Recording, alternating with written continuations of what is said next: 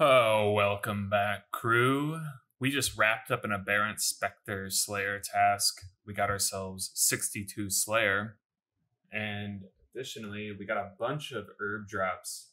I'll just pull up my loot tracker real quick here. Scroll down a little bit. Yeah, so we got a ton of Raynar weeds, a ton of other herbs, and a couple of high alkables. This is only about half the kills because I was doing some of it on mobile. But it came to realize that something I desperately need right now is the herb sack because I kept having to do multiple bank runs and it was kind of slowing down my Slayer task. Additionally, I think I'm going to be doing a lot more Slayer tasks that have high herb drops in the future. And at some point, I'm probably just going to have to just go and kill a bunch of Aberrant Spectres to get 70 herb lore. I think it's probably going to be the last thing I will be able to do, or last requirement I will need to get Quest Cape. I think the other ones are going to be much easier to do. So, yeah, we're going to go over and start doing the Tithe Farm mini game. Here we are at Tithe Farm. As you can see, I already have 70 points. That's because I did a couple of practice runs. I tried to do the 25 and 4 method, and it didn't really work out. I'm not very good at the mechanics just yet, so I think we'll stick to the 20 method. For those of you who don't know what Tithe Farm is or have never done it before, I'll do a demonstration run real quick. I'm going to make sure to fill up all my water cans at the start here. You'll want around 10 watering cans. That'll allow you to easily do the entire mini game. But you don't want to bring more because it'll make your character weigh more and you'll run out of run energy. So 10 is about the optimal amount of watering cans. The way the mini game goes is you use these seeds on these farming plots and you water them. As you can see, a little timer appeared, and that's showing the growth cycle for the plant.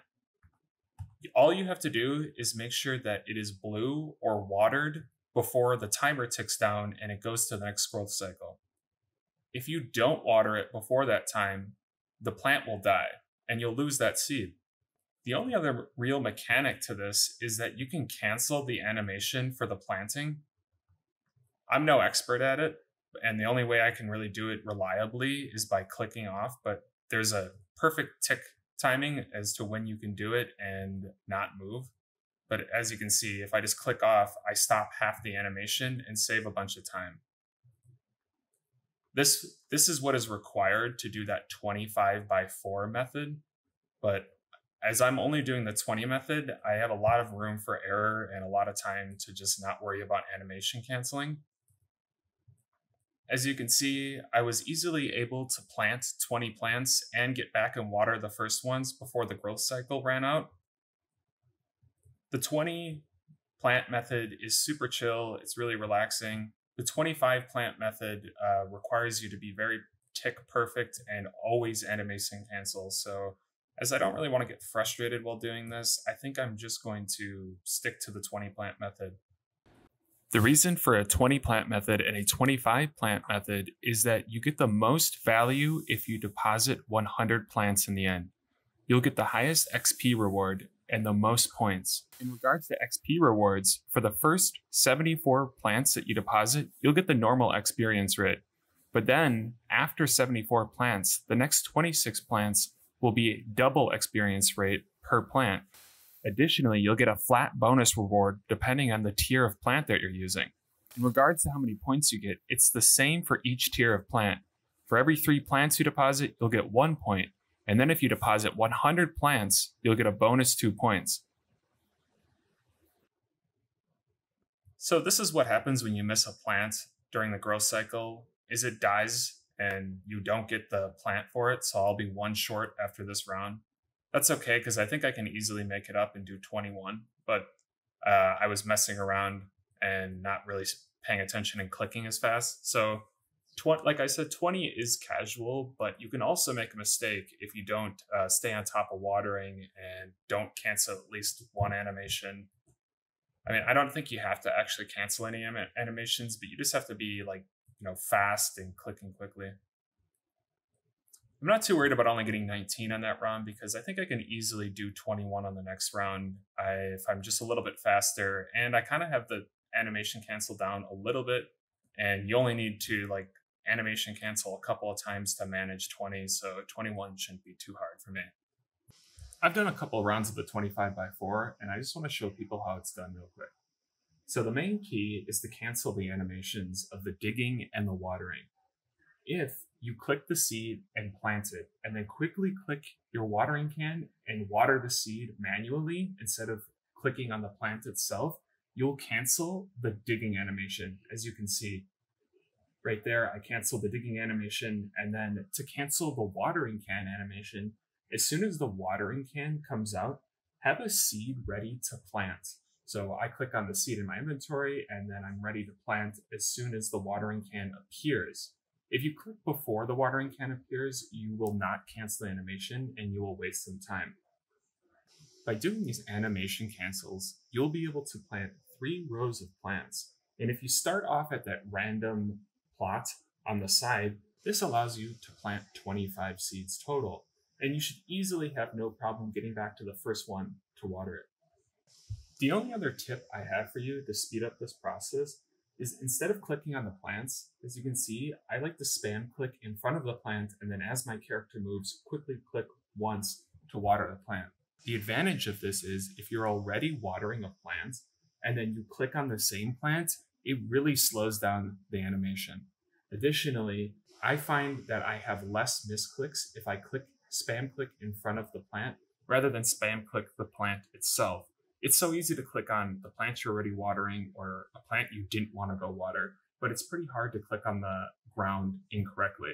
If you rotate the camera the way I am so that you can kind of look down the aisle at an angle or directly down the aisle, it makes it a lot faster. These are the only 2 tips I have to do the 25 plant method.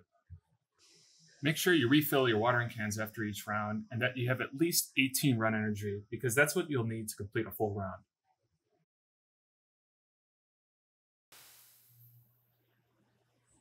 All right, the last bit of information I have about Tithe Farm is this item, the Grickler's Fertilizer. Now, what this item does is it reduces the time for a growth cycle, meaning that the growth cycle will turn over faster than it did before. Now, usually you don't want this to happen because it would make it so that some of the plants died in the normal 20 and 4 runs, the 20 and 5 runs or the 25 and 4 runs. However, in this instance, I didn't get an even 100 because I made a couple of mistakes. And this is where it comes in handy. It's because it will make this last little few 6 that I need here go by a lot faster. And that's Tithe Farm in a nutshell, people. So get out there and give Farmer Grickler the grickling he deserves today. All right, I'm going to turn in this 200 real quick and get all these reward points. And then I'm probably going to go do a birdhouse run. And it took me about an hour to get 200. And that's kind of perfect for a birdhouse run timing. So I think the strategy here is to alternate between Tithe Farm runs and birdhouse runs. And then we'll have our points and our hunter XP. Another quick 200 down. And we'll need to do one more run after this, but we'll go do a quick birdhouse run.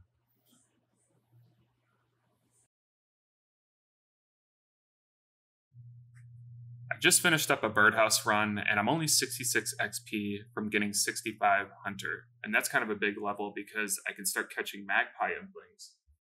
Magpie implings are pretty nice because they have a lot of rune item drops and they also have a 1 in 50 for hard clue scrolls. Take a look at their drop table right here. You can see they got diamond amulets, amulets of power, mystic boots, mystic gloves. Those I already have gloves. The boots would be nice. But they have Rune Warhammer, Rune Square Shield, 4 Noted Rings of Life. Each one of these high elks for around 2k, so that'll still be a nice way to make a little bit of money. And I'm thinking this might be a good source to farm up some gold.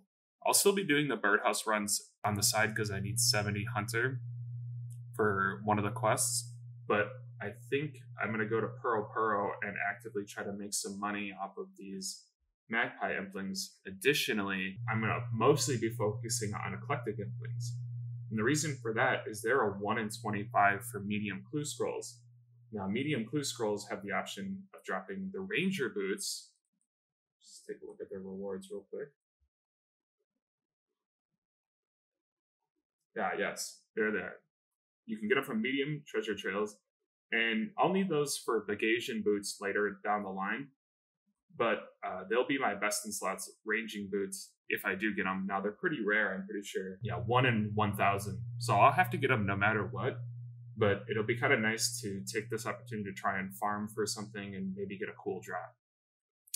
But for now, I'm going to finish my last run of Tithe Farm because unfortunately, even though I got 100 points every round or did it perfectly every round, it ends up going to 245 and I need 250 for the herb sack.